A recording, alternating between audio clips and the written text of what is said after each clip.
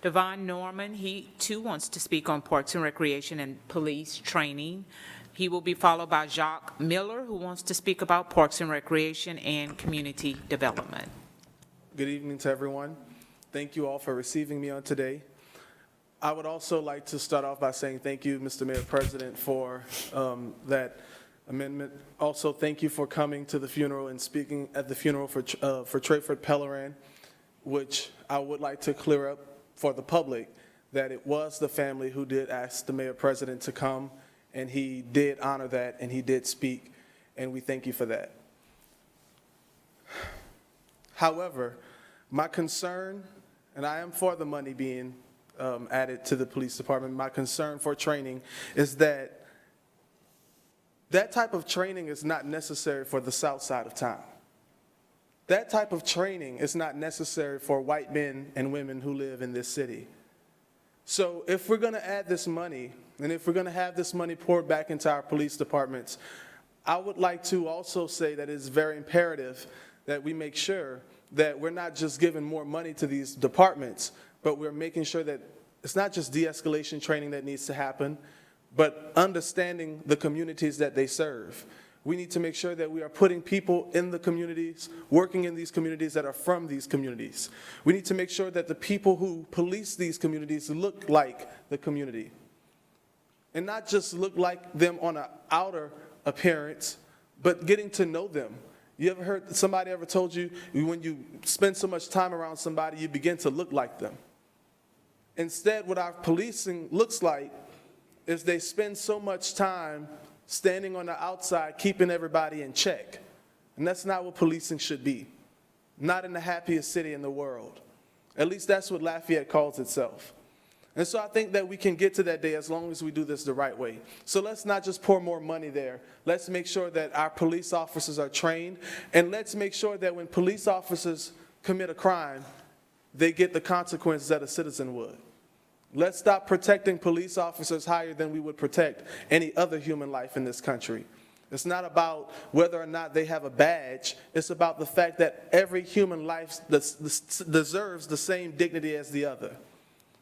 When it comes to parks and recreation, after what we have seen in the last few months, especially after the gruesome murder of Trayford Pellerin going viral and being seen by so many children across this country, trust me when I tell you Lafayette has a bigger problem now on its hands that it must deal with.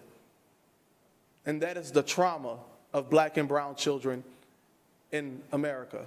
Not just black and brown children anymore, even white kids who can watch a white kid get murdered in the streets and when he's having a mental health crisis, or get injured by the police, or police officers beating up on young kids in our streets at a bowling alley.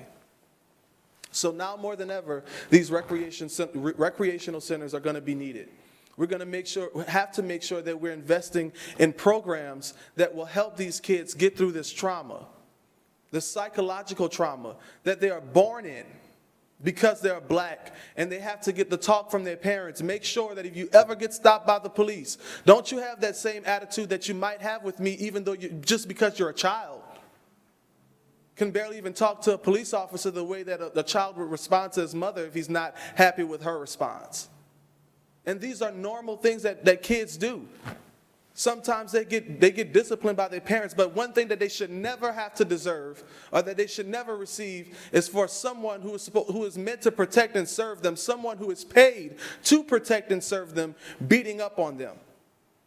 And the psychological trauma that follows after. And for those kids who never even physically were attacked, but who had to see it and had to witness it. I heard a story from a girl who was part of our organization, and she said, I was on my way to bring my twin brothers to school. They're 7 years old. And a police officer stopped us. He said the nursery rhyme music that I had on was too loud. And the kids began to scream. And the police officer could not understand for the life of him why those kids were screaming.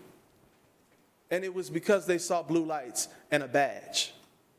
And they know what happens to black kids in America with police officers. Not because their parents tell them that, but because of what they can watch on the TV, or because of not even what they can see on TV, but because of what they can hear and go down in their own neighborhoods. So I would hope that you all would take all of what I've said into consideration on today. because Lafayette has a bigger problem on its hands than I think most people realize.